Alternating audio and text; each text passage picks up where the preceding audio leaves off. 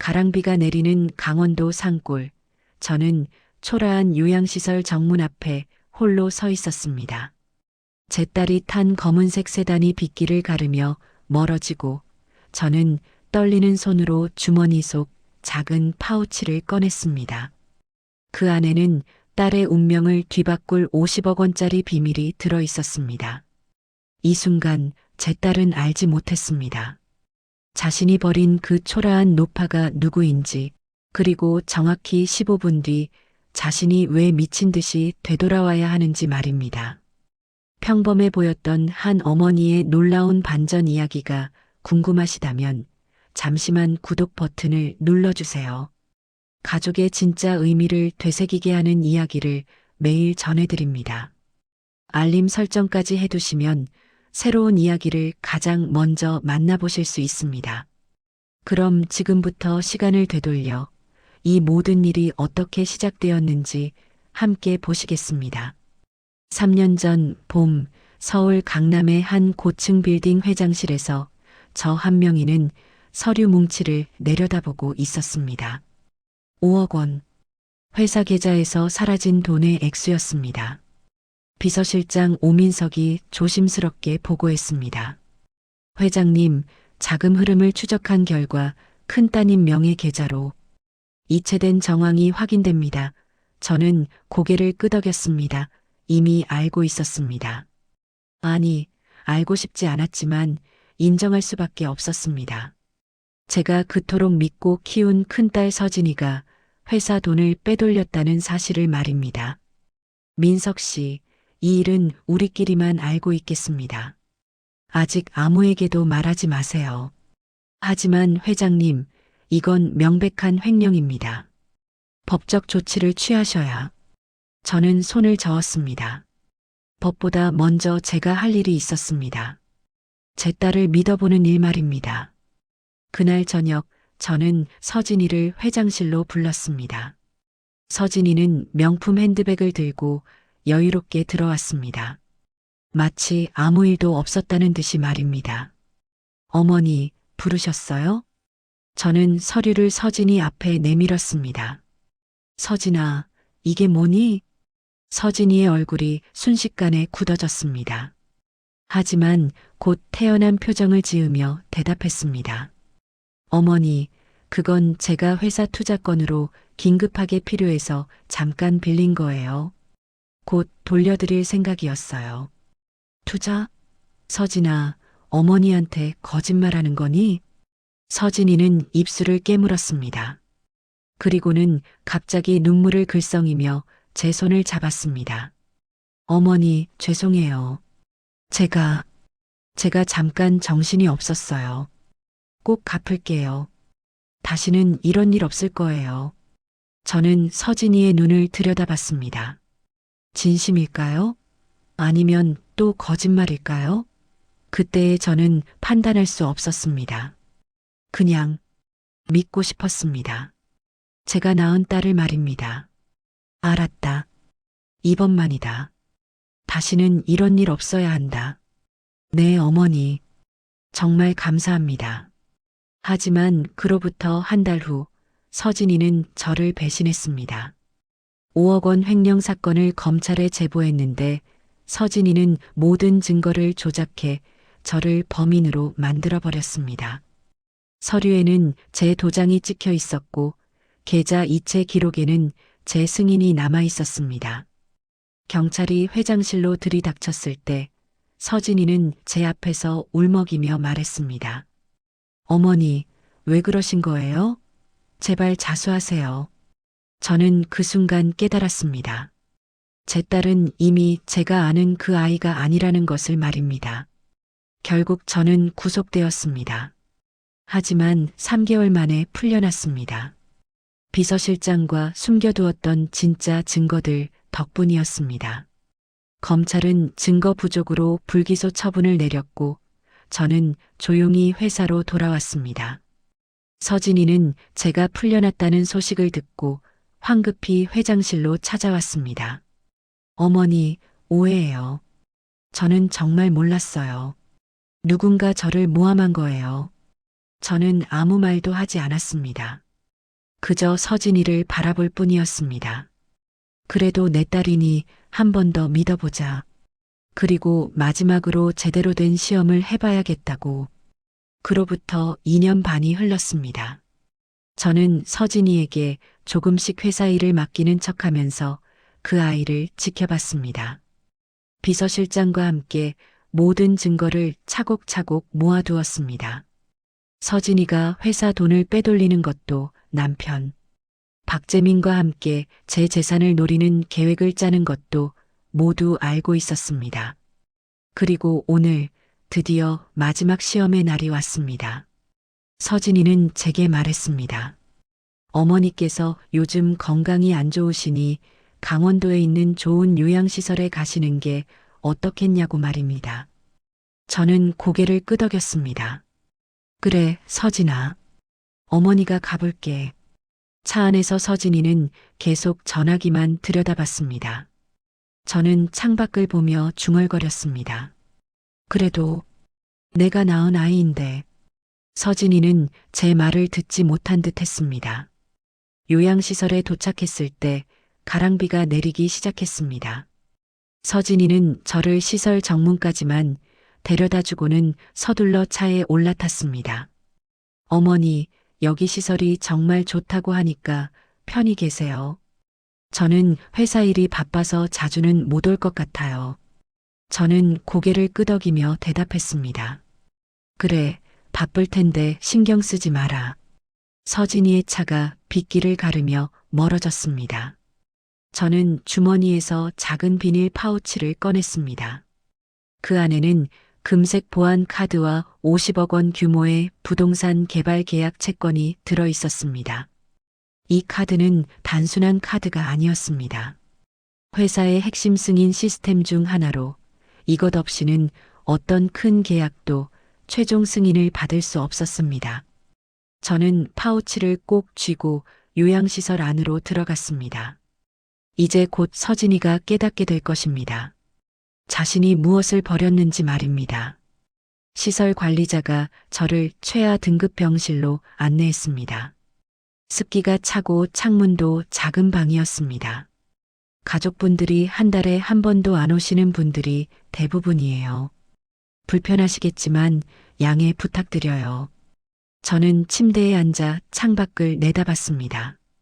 빗방울이 유리창을 타고 흘러내렸습니다. 딸 서진이는 고속도로를 시원하게 달리고 있었습니다.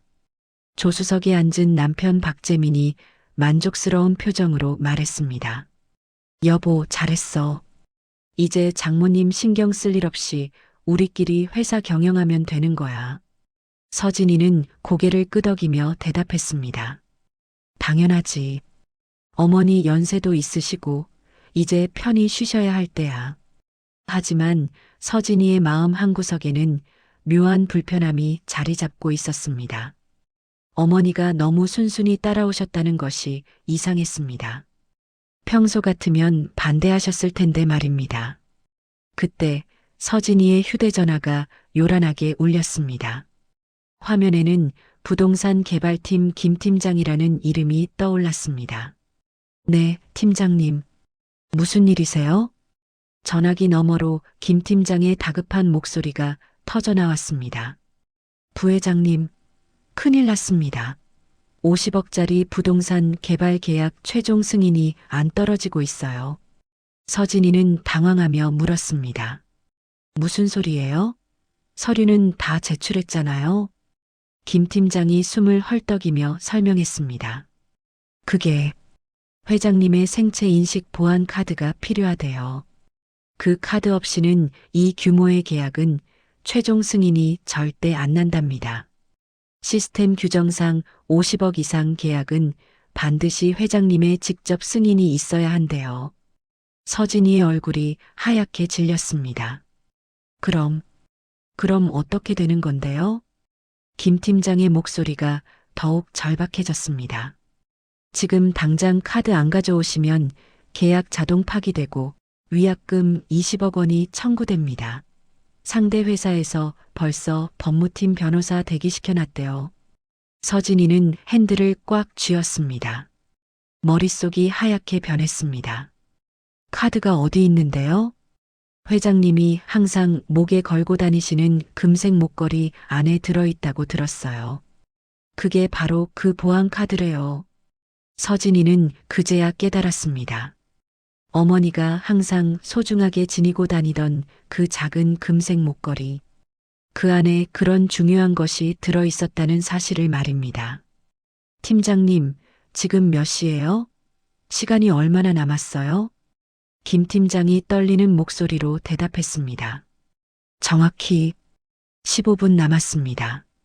15분 안에 카드 입력 안 되면 모든 게 끝이에요. 서진이는 급하게 전화를 끊고 박재민을 향해 소리쳤습니다.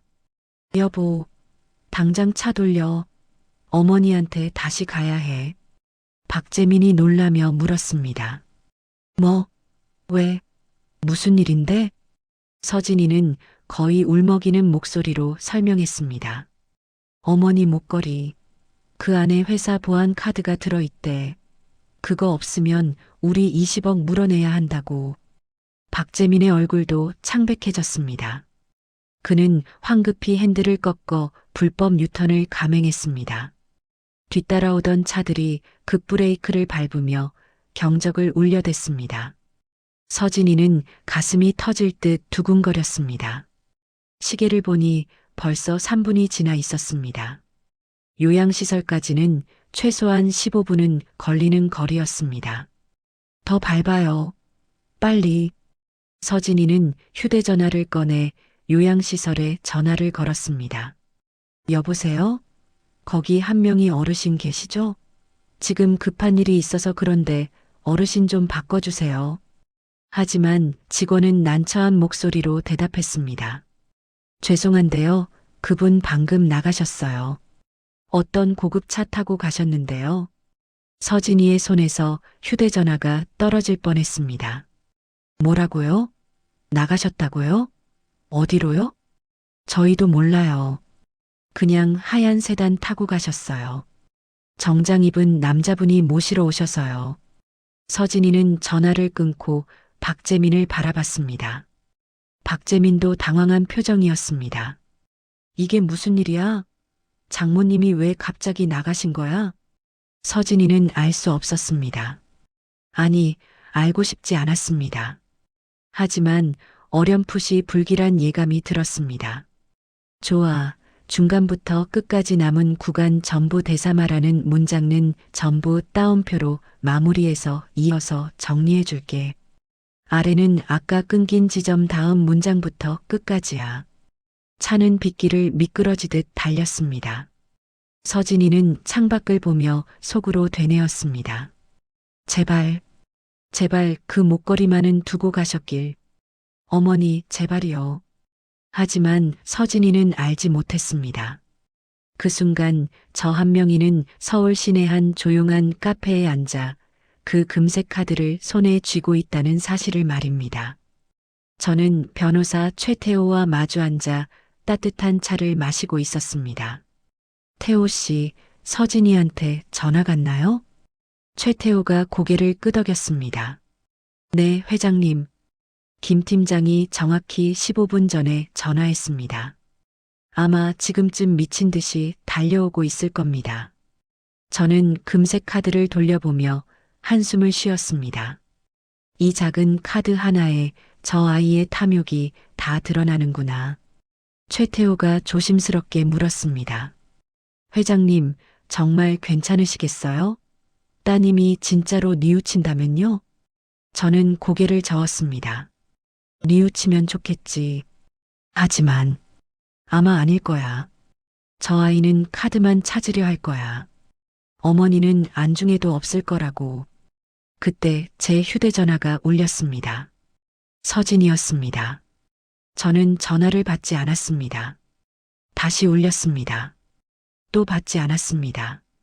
5번째 전화가 왔을 때 저는 천천히 전화를 받았습니다. 여보세요? 서진이의 다급한 목소리가 터져 나왔습니다. 어머니, 어디 계세요? 지금 당장 요양원으로 돌아와 주세요. 어머니 목걸이가 필요해요. 저는 침착하게 대답했습니다. 목걸이? 무슨 목걸이 말이니?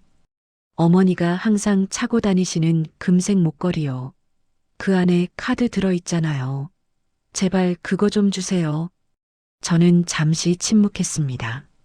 그리고 조용히 말했습니다. 서진아, 엄마는 괜찮은지 묻지도 않는구나. 전화 너머로 서진이가 숨을 죽이는 소리가 들렸습니다. 그리고는 억지로 꾸며낸 듯한 목소리로 말했습니다. 아, 어머니. 물론 어머니 걱정되죠. 근데 지금 정말 급한 일이라서요.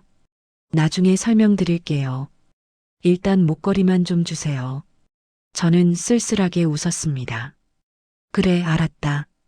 요양원으로 돌아갈게. 정말요? 어머니 고마워요. 빨리 와주세요. 저는 전화를 끊고 최태호를 바라봤습니다. 역시 카드만 찾네요. 최태호가 안타까운 표정으로 고개를 숙였습니다. 회장님, 마음 많이 아프시겠습니다. 저는 창밖을 보며 중얼거렸습니다. 아프지. 하지만 이제 확실히 알았어. 저 아이에게 어머니는 그저 이용할 도구일 뿐이라는 걸. 저는 금색 카드를 가방 깊숙이 넣었습니다. 그리고 요양시설로 돌아갈 준비를 했습니다. 하지만 카드는 절대 주지 않을 것입니다. 이제부터 진짜 시험이 시작되는 것입니다. 한편 그 시각 서진이와 박재민은 요양시설 정문 앞에 급브레이크를 밟았습니다. 차가 미끄러지며 정문 화단을 스쳤습니다. 서진이는 차에서 뛰어내려 시설 안으로 달려 들어갔습니다. 숨이 턱까지 차올랐습니다. 어머니, 어머니 어디 계세요? 직원이 놀라며 가리켰습니다. 아, 아까 그분 병실로 돌아가셨어요. 서진이는 병실로 뛰어갔습니다. 문을 벌컥 열자 저 한 명이가 침대에 앉아 조용히 창밖을 보고 있었습니다. 어머니, 저는 천천히 고개를 돌렸습니다. 왜 이렇게 급하게 왔니? 무슨 일이니? 서진이는 숨을 헐떡이며 말했습니다. 어머니 목걸이. 그 금색 목걸이 어디 있어요? 저는 목을 만지작거렸습니다. 목걸이는 이미 벗어서 가방 안에 넣어두었습니다. 목걸이? 아, 그거 말이니? 어디 뒀더라? 서진이의 얼굴이 점점 창백해졌습니다. 제발요, 어머니. 지금 당장 필요해요. 빨리 찾아주세요. 저는 천천히 가방을 열어 목걸이를 꺼냈습니다. 하지만 금색 카드는 이미 빼두었습니다. 여기 있구나. 서진이는 목걸이를 낚아채듯 받아들고는 목걸이 안을 뒤졌습니다. 그리고는 얼굴이 하얗게 질리며 소리쳤습니다. 카드가 없어요. 어머니, 카드 어디 있어요? 저는 고개를 갸웃했습니다. 카드? 무슨 카드? 서진이가 거의 울먹이며 소리쳤습니다. 금색 카드요. 이 목걸이 안에 있던 금색 카드. 그거 없으면 우리 망해요. 저는 침착하게 대답했습니다. 아, 그거 안전하게 보관하려고 따로 뺐는데. 서진이의 눈이 번뜩였습니다. 어디요? 어디 뒀어요? 저는 서진이의 눈을 똑바로 바라보며 말했습니다. 서진아, 어머니한테 부탁할 게 있으면 어떻게 해야 하니? 서진이는 잠시 멈칫했습니다. 그리고는 억지로 웃으며 말했습니다. 어머니, 제발 카드 좀 주세요. 제가 잘못했어요. 진짜 급해요. 저는 고개를 저었습니다. 급한 건 알겠는데 엄마는 왜 여기 있는지 아니? 서진이의 표정이 일그러졌습니다. 하지만 꾹 참으며 대답했습니다. 어머니 편히 쉬시라고요. 저는 쓸쓸하게 웃었습니다. 그래, 편히 쉬라고. 버린 거지. 어머니. 저는 일어서서 가방을 들었습니다. 카드는 내가 안전하게 보관하고 있을게. 필요하면 나중에 주마. 서진이가 제 앞을 가로막았습니다. 안 돼요. 지금 당장 필요하다고요. 15분 안에 입력 안 하면 우리 20억 물어내요. 저는 서진이를 지나쳐 걸어갔습니다. 그건 내가 해결할 문제야. 엄마는 피곤하니 쉬어야겠구나. 어머니, 서진이의 절규가 뒤에서 들렸지만 저는 돌아보지 않았습니다. 제 딸은 끝까지 어머니를 걱정하지 않았습니다. 오직 그 카드만 찾았습니다. 저는 확신했습니다. 더 큰 시험이 필요하다는 것을 말입니다. 서진이는 요양시설 복도에 주저앉아 머리를 감싸쥐었습니다. 박재민이 다급하게 휴대전화를 확인하며 말했습니다. 여보, 이제 5분밖에 안 남았어. 어떻게? 서진이는 떨리는 손으로 김 팀장에게 전화를 걸었습니다. 팀장님, 조금만 시간을 더 달라고 해주세요. 제발이요. 김 팀장의 목소리는 절망적이었습니다. 부회장님, 상대 회사에서 1초도 안 기다린대요. 시간 되면 바로 위약금 청구 들어간답니다. 서진이는 전화를 끊고 다시 병실로 뛰어들어갔습니다. 하지만 병실은 텅 비어 있었습니다. 어머니, 어머니. 직원이 복도에서 고개를 내밀며 말했습니다. 아까 그분 차 타고 가셨어요. 서진이는 창문으로 달려가 밖을 내다봤습니다. 멀리 백색 세단이 산길을 따라 유유히 내려가는 모습이 보였습니다. 저 차, 저게 어머니 차라고? 박재민이 황급히 차 키를 꺼내며 소리쳤습니다. 쫓아가자. 빨리. 두 사람은 차에 올라타 백색 세단을 뒤쫓기 시작했습니다. 하지만 굽이굽이 산길에서 백색 세단은 이미 시야에서 사라진 뒤였습니다. 서진이의 휴대전화가 울렸습니다. 김 팀장이었습니다. 부회장님, 시간 끝났습니다. 계약 자동 파기됐고 위약금 청구 들어왔습니다. 서진이는 휴대전화를 놓칠 뻔했습니다. 20억. 20억이라고요? 네. 그리고 이 소식이 업계에 퍼지면 우리 회사 신용도에도 큰 타격입니다. 서진이는 전화를 끊고 박재민을 바라봤습니다. 어떻게? 우리 20억 어디서 구해? 박재민도 창백한 얼굴로 고개를 저었습니다. 은행 대출도 한계야. 회사 유동 자금도 바닥이고. 두 사람은 차 안에서 한동안 말없이 앉아 있었습니다. 빗소리만 차창을 두드렸습니다. 한편 그 시각 저 한 명이는 서울 시내 한 고급 빌딩 앞에 도착했습니다. 최태호 변호사가 차 문을 열어주며 말했습니다. 회장님, 도착했습니다. 저는 차에서 내려 빌딩을 올려다봤습니다. 30층 높이의 유리 건물이었습니다. 간판에는 한명의 부동산 개발이라는 글자가 선명했습니다. 오랜만이군요. 비서실장 오민석이 로비에서 저를 맞이했습니다.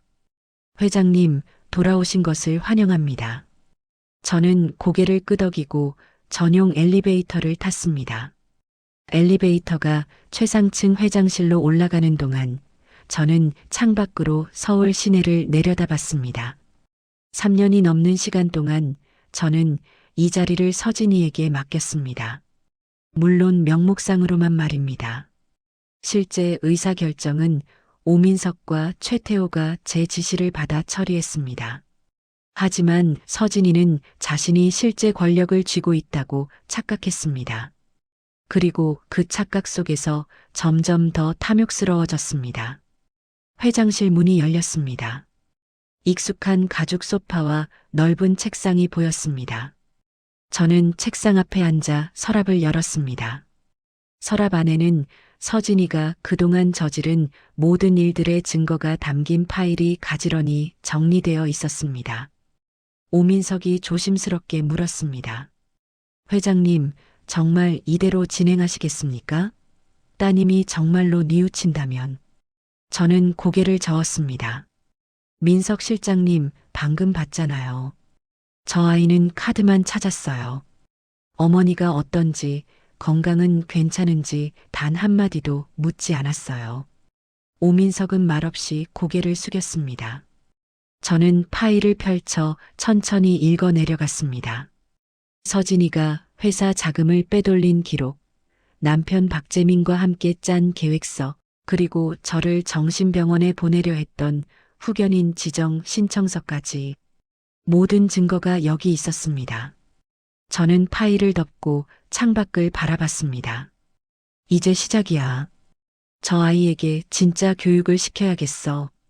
최태호가 서류 봉투를 건네며 말했습니다. 회장님, 이건 따님께 전달할 서류입니다.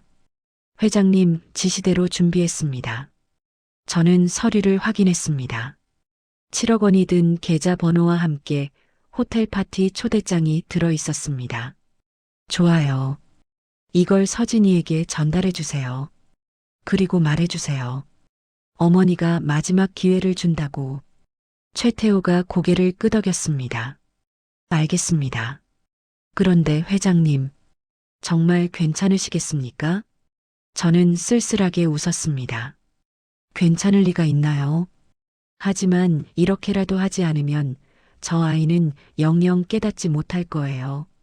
그날 저녁 서진이는 집 거실 소파에 파묻혀 앉아 있었습니다. 온갖 걱정이 머릿속을 가득 채웠습니다. 20억. 도대체 어디서 구하지? 박재민이 소주를 마시며 중얼거렸습니다. 장모님이 대체 왜 그러시는 거야? 카드 하나 주면 될 일을. 서진이는 박재민을 노려봤습니다. 당신은 가만히 있어요. 지금 그게 중요해? 그때 초인종이 울렸습니다. 서진이가 문을 열자 정장 차림의 최태호가 서 있었습니다. 누구세요? 최태호가 명함을 건네며 공손하게 말했습니다. 한 명이 회장님의 변호사 최태호입니다. 부회장님께 전달할 것이 있어서 왔습니다. 서진이는 최태호를 안으로 들였습니다. 최태호는 서류 봉투를 꺼내 테이블 위에 올려놓았습니다. 회장님께서 부회장님께 마지막 기회를 주신다고 하셨습니다. 서진이는 봉투를 열었습니다. 안에는 7억 원이 입금된 통장과 호텔 파티 초대장이 들어 있었습니다. 이게 뭐예요? 최태호가 설명했습니다. 회장님께서 20억 위약금 중 일부를 지원해 주시겠답니다. 그리고 이 주말에 있을 파티에 참석하시라고 하셨습니다. 서진이의 눈이 번쩍 떠졌습니다. 정말요? 어머니가요? 네. 하지만 조건이 있습니다. 서진이의 표정이 굳어졌습니다. 무슨 조건인데요? 최태호가 또 다른 서류를 꺼냈습니다. 전국의 100곳 요양시설을 방문하셔서 어르신들께 봉사활동을 하셔야 합니다. 그리고 그 과정을 영상으로 기록해 주셔야 합니다. 서진이는 어이없다는 표정을 지었습니다. 봉사활동요? 100곳이나요? 네. 회장님께서는 부회장님이 진심으로 뉘우치시는지 확인하고 싶어 하십니다. 서진이는 박재민과 눈빛을 교환했습니다. 박재민이 작은 목소리로 속삭였습니다. 여보, 일단 하는 척이라도 하자. 7억 원이면 당장 급한 불은 끌 수 있어. 서진이는 고개를 끄덕이고 최태호를 향해 억지 미소를 지었습니다. 알겠습니다. 어머니께서 원하신다면 기꺼이 하겠습니다. 최태호가 일어서며 마지막 말을 남겼습니다. 회장님께서는 부회장님을 진심으로 사랑하십니다. 이번 기회를 소중히 여기시길 바랍니다. 최태호가 떠난 후 서진이는 통장을 들고 환하게 웃었습니다. 맞지? 역시 우리 엄마는 날 버릴 수 없어. 박재민도 안도의 한숨을 쉬었습니다. 다행이다. 그런데 봉사활동은 진짜 해야 돼? 서진이가 코웃음을 쳤습니다. 카메라 앞에서만 잘하면 되지. 뭐 어려울 것도 없어. 두 사람은 샴페인을 터뜨리며 축배를 들었습니다. 하지만 그들은 알지 못했습니다. 저 한 명이가 회장실에서 이 모든 대화를 실시간으로 듣고 있다는 사실을 말입니다. 저는 이어폰을 빼고 오민석을 바라봤습니다. 들었죠? 카메라 앞에서만 잘하면 된대요. 오민석이 안타까운 표정으로 고개를 저었습니다. 회장님, 정말 마음 아프시겠습니다. 저는 창밖을 보며 중얼거렸습니다. 제발, 이번만은 진심이었으면. 제발. 하지만 제 기대는 이미 산산조각 나 있었습니다. 저는 책상 서랍에서 손녀 민준이가 그려준 그림을 꺼냈습니다. 할머니와 엄마와 자기가 손을 잡고 있는 그림이었습니다. 민준아, 할머니가 너희 엄마를 제대로 된 사람으로 만들어줄게. 저는 그림을 가슴에 꼭 안았습니다. 다음 날부터 서진이의 백꽃 요양시설 방문이 시작되었습니다. 카메라맨을 대동하고 서진이는 첫 번째 시설을 찾았습니다. 카메라 앞에서 서진이는 무릎을 꿇고 어르신들께 인사했습니다. 어르신들, 그동안 부모님의 사랑을 몰랐던 불효자가 찾아왔습니다. 진심으로 사죄드립니다. 눈물까지 흘리는 모습이 완벽했습니다. 어르신들은 서진이의 손을 잡아주며 괜찮다고 이제라도 깨달았으니 다행이라고 말씀하셨습니다. 하지만 카메라가 꺼지자마자 서진이는 손 소독제를 잔뜩 뿌리며 인상을 찌푸렸습니다. 냄새. 진짜 참기 힘들어 죽겠네. 카메라맨에게 말했습니다. 오늘 촬영분 잘 나왔죠? 이거 100번 찍어야 한다는 거 생각만 해도 미치겠어요. 하지만 서진이는 알지 못했습니다. 저 한명희가 몰래 설치한 숨은 카메라가 이 모든 장면을 녹화하고 있다는 사실을 말입니다. 저는 회장실에서 그 영상을 보며 눈물을 닦았습니다. 서진아, 너는 정말... 오민석이 조용히 물었습니다. 회장님, 이제 어떻게 하시겠습니까? 저는 눈물을 닦고 단호하게 대답했습니다. 끝까지 갑니다. 저 아이가 진짜로 깨달을 때까지. 한 달이 흘렀습니다. 서진이는 100곳의 요양시설 방문을 모두 마쳤습니다. 카메라 앞에서는 완벽한 효녀였지만 카메라 뒤에서는 여전히 똑같았습니다. 드디어 파티 전날 서진이는 최고급 호텔 스위트룸에서 드레스를 입어보며 기분 좋게 웃었습니다. 내일이면 모든 게 끝이야. 엄마가 회사 경영권 넘겨주면 그때부터 진짜 내 세상이지. 박재민도 옆에서 고급 양복을 입으며 맞장구 쳤습니다. 그럼 장모님은 어떻게 할 거야? 서진이의 눈빛이 차갑게 변했습니다. 후견인 지정 신청 넣을 거야. 정신과 진단서도 이미 준비해뒀어. 합법적으로 어머니 재산 관리권을 내가 갖는 거지. 박재민이 씩 웃었습니다. 역시 내 와이프야. 하지만 그들은 알지 못했습니다. 내일 파티장에서 무슨 일이 벌어질지 말입니다. 저는 회장실에서 내일 파티 준비를 점검하고 있었습니다. 최태호가 물었습니다. 회장님, 내일 정말 괜찮으시겠습니까? 저는 고개를 끄덕였습니다. 이제 더 이상 물러설 수 없어요. 저 아이에게 제대로 된 교육을 시켜야 합니다. 저는 창밖의 야경을 바라보며 마지막 기도를 했습니다.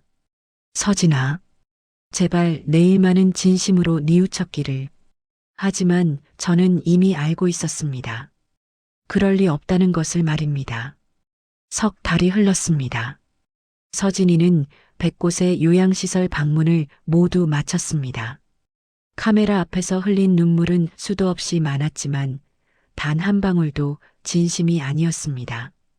저 한명희는 회장실에서 그 모든 영상을 지켜봤습니다.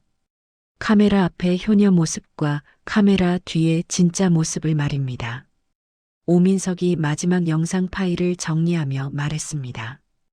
회장님, 모든 증거 확보가 완료되었습니다. 이제 어떻게 하시겠습니까? 저는 창밖을 보며 한숨을 쉬었습니다. 파티 준비를 시작하세요. 그리고 유진이를 불러주세요. 네, 회장님. 이틀 후 인천공항 입국장의 한 젊은 여성이 4살배기 아이의 손을 잡고 나타났습니다. 바로 제 막내딸 한유진이었습니다. 저는 공항으로 직접 나가 유진이를 맞이했습니다. 유진이는 저를 보자마자 눈물을 터뜨렸습니다. 엄마, 유진아, 우리 유진이 많이 컸구나. 저는 유진이를 꼭 안아주었습니다. 그리고 조카 민준이를 안아들었습니다. 민준아, 할머니야. 기억나니? 민준이가 수줍게 고개를 끄덕였습니다. 차 안에서 유진이가 물었습니다. 엄마, 언니는 아직도 몰라요? 저는 고개를 끄덕였습니다. 응, 내 언니는 내가 돌아온 줄도, 내가 오는 줄도 몰라. 유진이의 표정이 어두워졌습니다.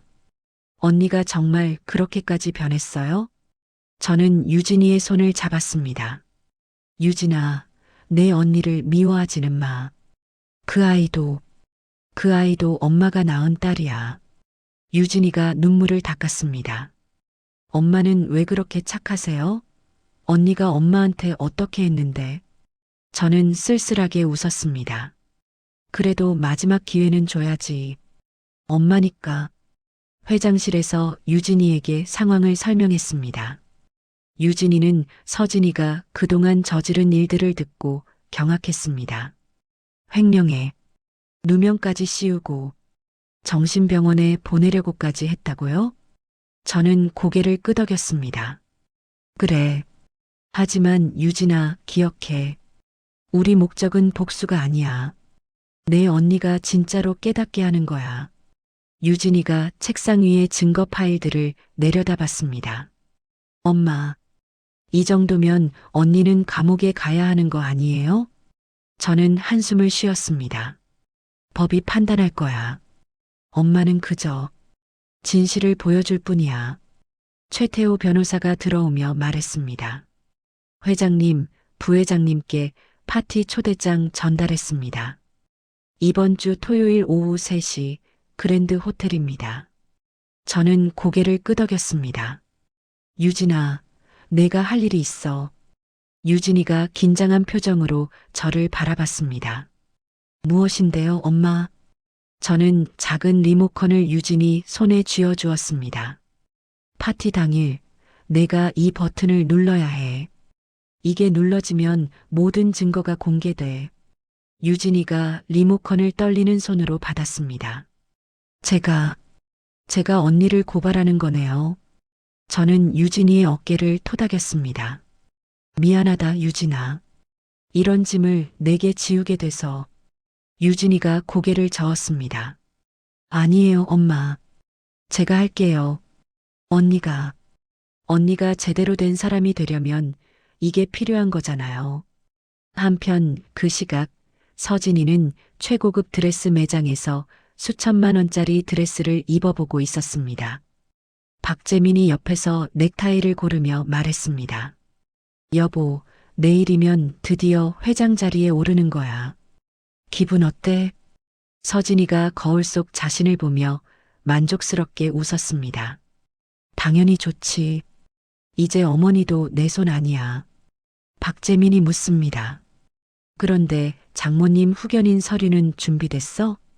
서진이가 가방에서 서류 봉투를 꺼내 보였습니다. 여기 다 있어. 정신과 진단서, 법원 신청서 다 준비했어. 파티 끝나고 바로 제출할 거야. 박재민이 서류를 훑어보며 고개를 끄덕였습니다. 완벽하네. 그럼 장모님은 조용히 요양원으로 가시는 거고. 서진이의 눈빛이 차갑게 빛났습니다.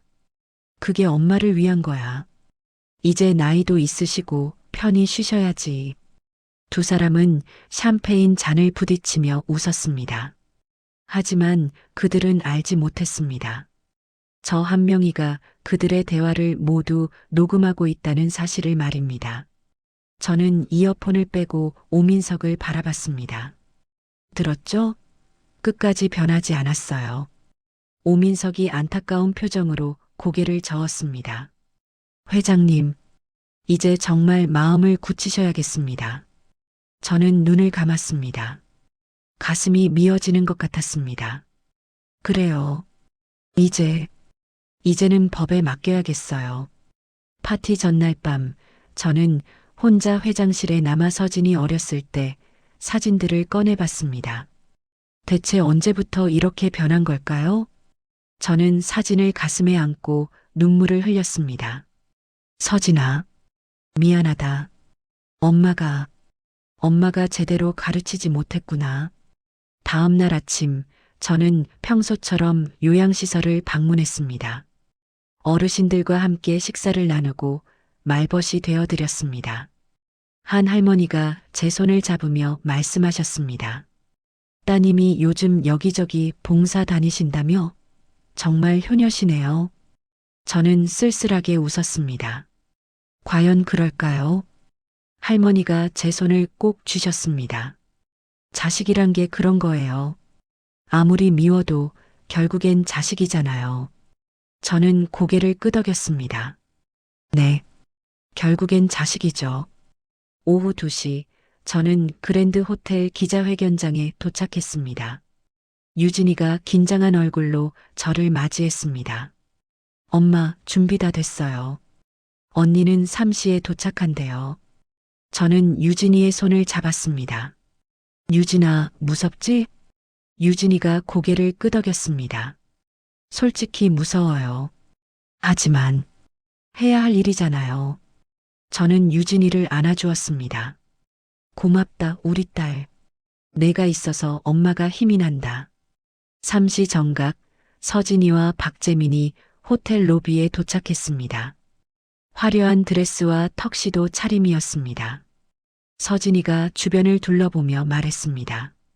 어머니는 어디 계시지? 벌써 오셨을 텐데. 안내 직원이 다가와 말했습니다. 부회장님, 회장님께서 2층 귀빈실에서 기다리고 계십니다. 서진이와 박재민은 엘리베이터를 타고 2층으로 올라갔습니다. 복도를 걷는 동안 서진이가 중얼거렸습니다. 오늘만 잘 넘기면 돼. 카메라 앞에서 감동적으로 울고 회장 자리 받고 끝. 박재민이 씩 웃었습니다. 그럼 우리 인생 대박이지. 하지만 귀빈실 문을 열었을 때 그들이 본 것은 예상과 전혀 달랐습니다. 넓은 기자회견장에는 수십 명의 기자들이 카메라를 들고 대기하고 있었습니다. 그리고 무대 중앙에는 저 한 명이가 단정한 정장 차림으로 서 있었습니다. 서진이가 당황하며 물었습니다. 어머니, 이게 무슨... 저는 서진이를 향해 차갑게 미소 지었습니다. 서진아, 어서 와라. 오늘은 특별한 날이니까. 서진이는 불길한 예감에 발걸음을 멈췄습니다. 하지만 이미 늦었습니다. 양쪽 문이 닫히며 보안 요원들이 입구를 지켰습니다. 저는 마이크를 잡고 조용히 말했습니다. 여러분, 오늘 이 자리는 진실을 밝히는 자리입니다. 그동안 숨겨졌던 모든 진실을 말입니다. 서진이의 얼굴이 하얗게 질렸습니다. 어머니, 이게 대체... 저는 무대 옆에 서 있는 유진이를 바라봤습니다. 유진아, 이제 시작하자. 유진이가 떨리는 손으로 리모컨 버튼을 눌렀습니다. 대형 스크린에 불이 들어왔습니다. 그리고 서진이의 인생을 바꿀 영상이 재생되기 시작했습니다. 대형 스크린의 첫 번째 영상이 재생되기 시작했습니다. 3년 전 서진이가 회사 자금 5억 원을 빼돌리는 장면이었습니다.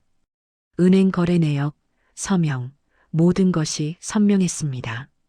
서진이의 얼굴이 창백하게 질렸습니다. 이건 어떻게... 저는 무대 중앙에서 조용히 말했습니다. 서진아, 엄마는 다 알고 있었어.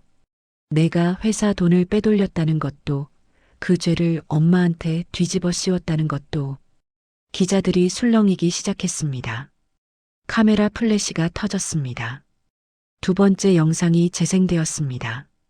서진이가 검찰에 저를 횡령범으로 신고하는 장면이었습니다. 서진이의 목소리가 회견장에 울려 퍼졌습니다. 제 어머니가 회사 돈을 빼돌렸어요. 증거는 여기 다 있습니다. 서진이가 비명처럼 소리쳤습니다. 거짓말이에요.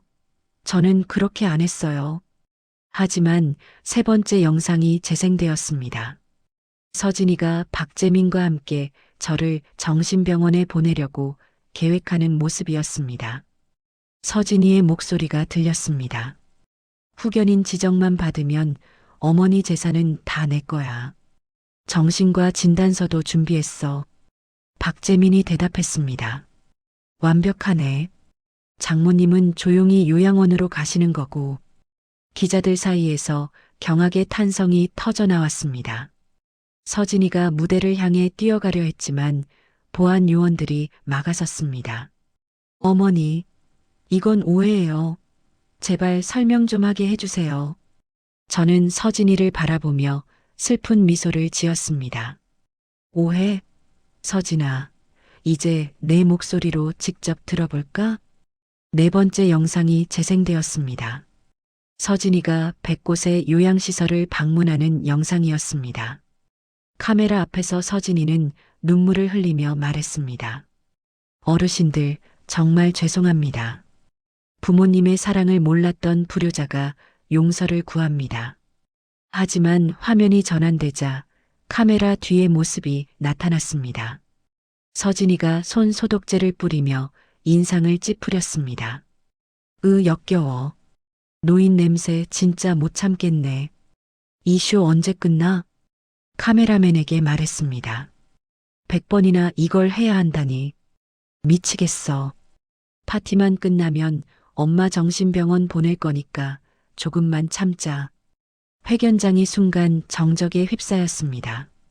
그리고는 분노의 웅성거림이 터져 나왔습니다. 기자 한 명이 서진이를 향해 소리쳤습니다. 부회장님, 이게 사실입니까? 어머님을 이렇게까지 속이신 겁니까? 서진이는 바닥에 주저앉았습니다. 박재민도 창백한 얼굴로 벽에 기댔습니다. 저는 마이크를 내려놓고 무대에서 내려왔습니다. 그리고 서진이 앞에 섰습니다. 서진아, 엄마는 내게 기회를 줬어. 100곳의 요양시설을 다니면서 한 번이라도 진심으로 뉘우칠 기회를 줬어. 서진이가 고개를 들어 저를 바라봤습니다. 눈가에 눈물이 맺혔습니다. 어머니, 저는 서진이의 말을 끊었습니다. 하지만 넌 끝까지 변하지 않았어. 카드만 찾았고, 돈만 생각했고, 엄마를 이용할 생각만 했지. 저는 주머니에서 금색 보안 카드를 꺼냈습니다. 내가 그렇게 찾던 이 카드. 이게 그렇게 중요했니? 엄마보다? 서진이가 입술을 떨었습니다. 아니에요. 어머니가 더 중요해요. 저는 고개를 저었습니다. 거짓말하지 마. 엄마는 다 봤어. 내가 어떤 눈으로 이 카드를 찾았는지, 어떤 마음으로 엄마를 요양원에 버렸는지. 그때 회견장 뒤쪽 문이 열리며 정장을 입은 검찰 수사관 4명이 들어왔습니다. 수사관 한 명이 서진이에게 다가와 말했습니다. 한서진 씨, 횡령 및 무고 혐의로 동행을 요청합니다. 서진이가 비명을 질렀습니다. 안 돼요. 저는 안 돼요. 또 다른 수사관이 박재민에게도 다가갔습니다. 박재민 씨, 횡령 방조 및 증거 인멸 혐의로 동행하시죠. 박재민이 서진이를 노려보며 소리쳤습니다. 당신 때문이야. 당신이 날 이렇게 만든 거야. 서진이도 박재민을 향해 소리쳤습니다. 뭐, 당신이 먼저 후견인 계획 얘기했잖아. 부부가 서로를 향해 손가락질하는 모습을 보며 기자들이 카메라를 들이댔습니다. 저는 조용히 최태호에게 물었습니다. 7억 원은 어떻게 됐나요? 최태호가 서류를 건네며 대답했습니다. 회장님 지시대로 3년 전 횡령 피해 복구 기금으로 법원에 공탁했습니다. 그리고 20억 위약금은 회사 자금으로 처리했습니다. 저는 고개를 끄덕였습니다. 좋아요. 서진이가 쓴 돈은 단 한 푼도 손에 쥐지 못하게 하세요.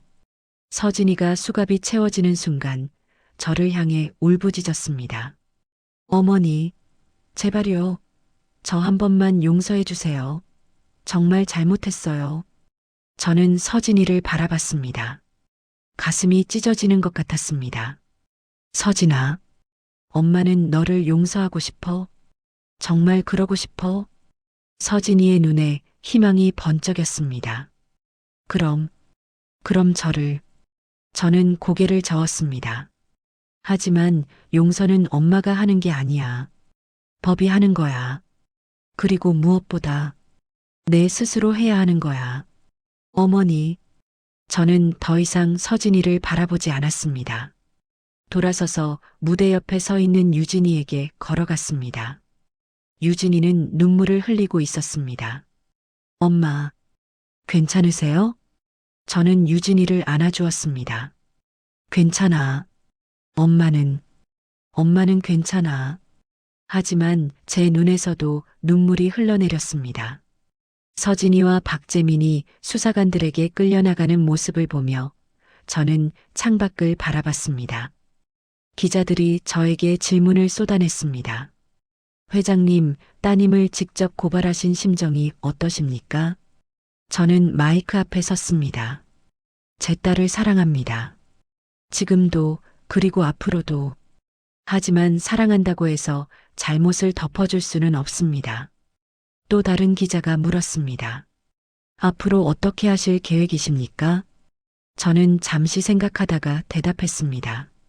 제가 3년 전 딸에게 누명을 쓰고 구속되었을 때 정말 많은 생각을 했습니다.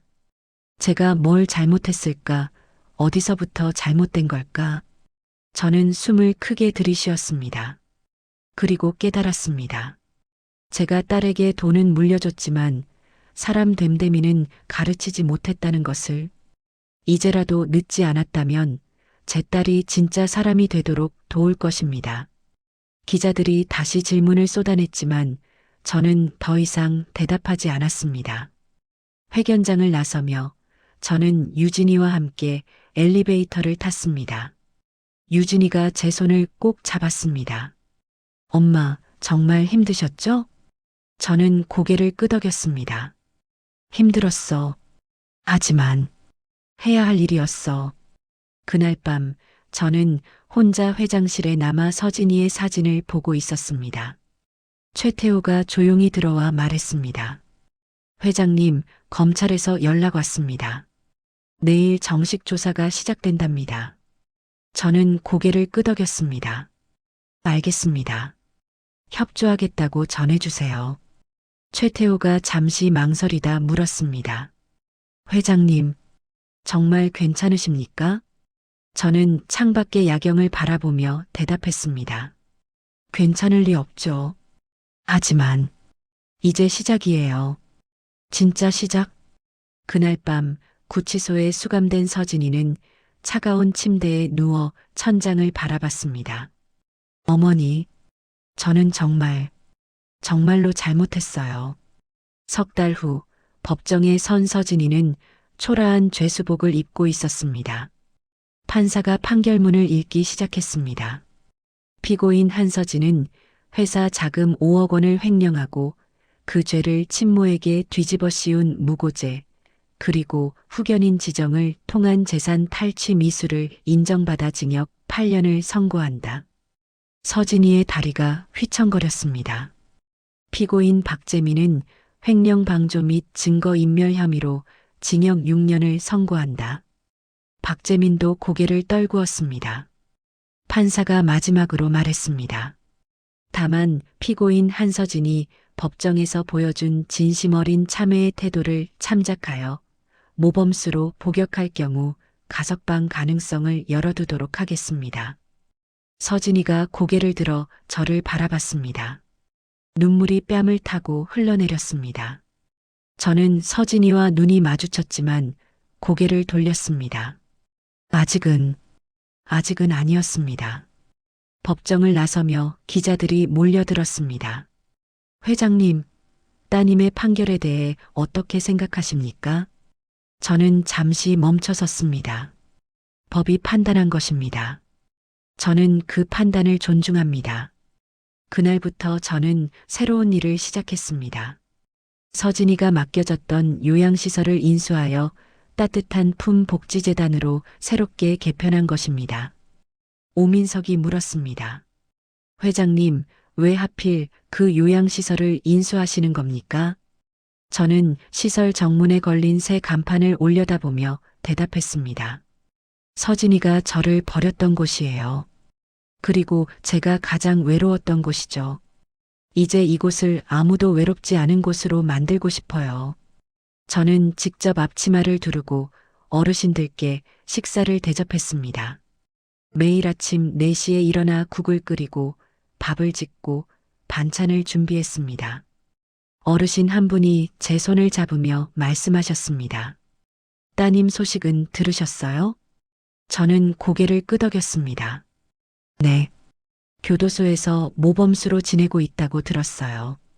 언제 한번 면회 가보시지 그래요? 저는 쓸쓸하게 웃었습니다. 아직은 아니에요. 아직은.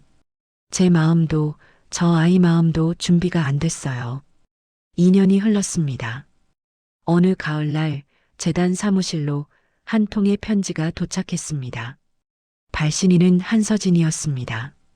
저는 편지를 한참 동안 들여다보다가 천천히 봉투를 열었습니다. 어머니께. 저는 매일 어머니를 생각합니다. 제가 어머니께 얼마나 큰 상처를 드렸는지 이제야 깨닫고 있습니다. 교도소에서 저는 매일 봉사활동을 하고 있습니다.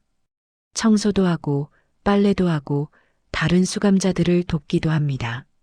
처음에는 형을 줄이려는 마음에서 시작했습니다. 하지만 이제는 다릅니다. 진심으로 제가 변하고 싶습니다. 어머니, 제가 정말 변할 수 있을까요? 어머니께서 다시 저를 딸로 받아주실 수 있을까요?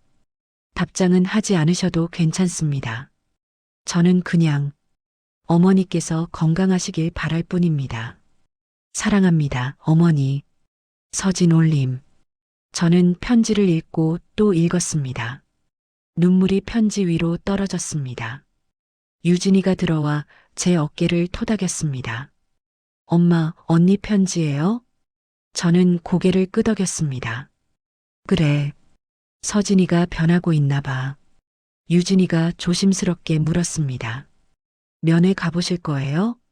저는 한참을 고민하다가 고개를 저었습니다. 아직은 아니야. 조금 더 기다려보자. 석 달 후 서진이가 모범수로 가석방되었다는 소식이 들려왔습니다. 최태호가 보고했습니다. 회장님, 따님께서 출소하셨습니다. 그런데 재단으로 오시는 대신 다른 곳으로 가셨답니다. 저는 놀라며 물었습니다. 다른 곳이요? 네. 지방의 한 요양원입니다. 거기서 급식 봉사를 시작하셨다고 합니다. 저는 가슴이 뭉클했습니다. 그래요. 그 아이가 정말 변했나 봐요. 일주일 후 저는 몰래 그 요양원을 찾아갔습니다. 멀리서 서진이의 모습이 보였습니다. 낡은 작업복을 입고 머리를 단정하게 묶은 채 어르신들께 식사를 나르고 있었습니다. 한 할머니가 국을 쏟으시자 서진이가 황급히 달려가 닦아드렸습니다. 할머니, 괜찮으세요? 제가 새로 가져다 드릴게요. 천천히 드세요. 그 모습을 보며 저는 눈물을 닦았습니다. 옆에서 최태호가 조용히 말했습니다. 회장님, 들어가 보시지 않으시겠습니까? 저는 고개를 저었습니다. 아니요. 아직은 아니에요. 왜요? 저는 서진이를 바라보며 대답했습니다. 저 아이가 스스로 찾아올 때까지 기다리고 싶어요. 엄마가 먼저 손 내밀면 저 아이는 또 기댈지도 몰라요. 이번엔 스스로 서야 해요. 다음 날 저는 익명으로 도시락을 요양원에 보냈습니다. 서진이가 어렸을 때 좋아하던 미역국과 계란말이가 들어 있었습니다. 그리고 며칠 후 서진이가 재단으로 편지를 보냈습니다. 어머니, 도시락 감사했습니다. 어머니인 줄 알았어요. 저는 아직 어머니를 뵐 자격이 없다고 생각합니다. 하지만 언젠가 정말로 떳떳한 사람이 되었을 때, 그때 어머니 앞에 서겠습니다. 그때까지 기다려주세요. 저는 편지를 가슴에 안고 창밖을 바라봤습니다. 사계절이 더 흘렀습니다. 어느 봄날 재단 정원에서 유진이와 민준이가 꽃을 심고 있었습니다. 민준이는 이제 7살이 되어 부쩍 자랐습니다. 민준이가 물었습니다. 할머니, 이모는 언제 와요? 저는 민준이의 머리를 쓰다듬으며 대답했습니다. 곧 올 거야. 조금만 기다려. 그때 정문 쪽에서 누군가 걸어오는 모습이 보였습니다. 저는 고개를 들었습니다. 서진이었습니다. 3년 만에 보는 큰딸은 많이 달라져 있었습니다. 수수한 옷차림, 화장기 없는 얼굴, 하지만 맑은 눈빛. 서진이는 멀리서 저를 보더니 멈춰 섰습니다. 저도 일어섰습니다. 두 사람은 한참을 그렇게 서로를 바라봤습니다. 그리고 서진이가 천천히 무릎을 꿇었습니다. 어머니, 잘못했습니다. 저는 서진이에게 다가갔습니다. 하지만 바로 안아주지는 않았습니다. 일어나거라. 서진이가 고개를 들었습니다. 눈가에 눈물이 가득했습니다. 저는 서진이의 손을 잡아 일으켜 세웠습니다. 엄마한테 용서받으려고 온 거니? 서진이가 고개를 저었습니다. 아니요. 그냥 어머니 얼굴이 보고 싶었어요. 저는 서진이를 한참 바라봤습니다. 그래. 내가 진짜 사람이 되었는지 엄마가 확인해야겠구나. 서진이가 고개를 끄덕였습니다. 네. 시험해 주세요. 저는 정말 변했어요. 저는 재단 앞치마를 벗어 서진이에게 건넸습니다. 그럼 여기서 일해봐라. 봉급은 없다. 숙소와 식사만 제공한다. 할 수 있겠니? 서진이가 앞치마를 받아들며 대답했습니다. 네, 어머니. 기꺼이 하겠습니다. 저는 서진이를 데리고 재단 안으로 들어갔습니다. 유진이가 반갑게 손을 흔들었습니다. 민준이도 낯설어 하면서도 궁금한 표정으로 서진이를 바라봤습니다. 그날부터 서진이는 재단에서 일하기 시작했습니다. 새벽에 일어나 밥을 짓고 어르신들을 돌보고 청소를 하고 빨래를 했습니다. 한 달이 지났습니다. 어느 저녁 저는 서진이가 어르신 한 분의 발을 씻겨드리는 모습을 멀리서 지켜봤습니다. 서진이는 정성스럽게 조심스럽게 어르신의 발을 닦아드렸습니다.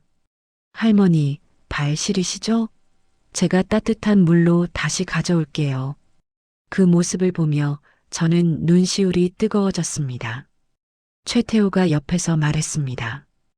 회장님, 따님께서 정말 변하신 것 같습니다. 저는 고개를 끄덕였습니다. 그래요. 이제야 제 딸이 돌아온 것 같아요. 그날 밤 저는 서진이를 불러 함께 차를 마셨습니다. 서진아, 힘들지 않니? 서진이가 미소 지으며 대답했습니다. 힘들어요. 하지만 행복해요. 처음으로 제가 누군가에게 도움이 되고 있다는 느낌이 들어요. 저는 서진이의 손을 잡았습니다. 엄마가 미안하다. 제대로 가르치지 못해서. 서진이가 고개를 저었습니다. 아니에요, 어머니. 제가 잘못했어요. 어머니는 끝까지 저를 기다려 주셨잖아요. 두 사람은 한참을 말없이 앉아 있었습니다. 그리고 저는 조용히 말했습니다. 서진아, 엄마가 너한테 물려줄 게 있어. 서진이가 고개를 들었습니다. 저는 책상 서랍에서 낡은 파우치를 꺼냈습니다. 50억 원짜리 비밀이 들어있던 바로 그 파우치였습니다. 하지만 이제 그 안에는 채권도 카드도 없었습니다. 대신 민준이가 그린 그림 한 장이 들어 있었습니다. 할머니와 이모들과 민준이가 손을 잡고 웃고 있는 그림이었습니다. 이게 엄마가 너한테 주고 싶은 진짜 유산이야. 서진이가 그림을 꺼내보며 눈물을 흘렸습니다. 어머니, 저는 서진이를 꼭 안아주었습니다. 돈은 줄수록 손이 시려진다. 하지만 사랑은 나눌수록 손이 따뜻해져. 이제 그걸 알았지? 서진이가 제 품에 안겨 흐느꼈습니다. 네, 어머니. 이제 알았어요. 창밖으로 봄비가 내리기 시작했습니다. 가랑비가 정원의 꽃들을 부드럽게 적셔주었습니다. 저는 창밖을 바라보며 중얼거렸습니다. 아직 완전히 끝난 건 아니야. 하지만 이제 시작이야. 진짜 시작? 유진이가 민준이를 데리고 들어왔습니다. 민준이가 서진이를 보며 물었습니다. 이모, 이제 우리랑 같이 살아요? 서진이가 민준이를 안아들며 웃었습니다.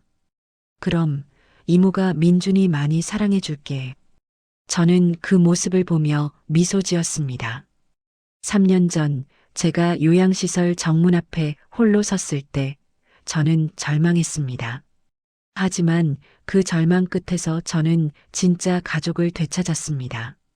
돈이 아닌 사랑으로, 권력이 아닌 용서로, 화려함이 아닌 따뜻함으로 이어진 가족을 말입니다. 밤이 깊어갔습니다. 재단 식당에서는 내일 어르신들께 대접할 음식을 준비하는 소리가 들렸습니다. 서진이와 유진이가 함께 웃으며 요리하는 모습이 보였습니다. 저는 그 모습을 지켜보며 조용히 기도했습니다. 감사합니다. 제 딸을 돌려주셔서. 그리고 천천히 눈을 감았습니다. 50억짜리 비밀은 이제 더 이상 비밀이 아니었습니다. 진짜 유산은 돈이 아니라 사랑이라는 것. 그것이 바로 제가 딸들에게 물려준 가장 큰 재산이었습니다.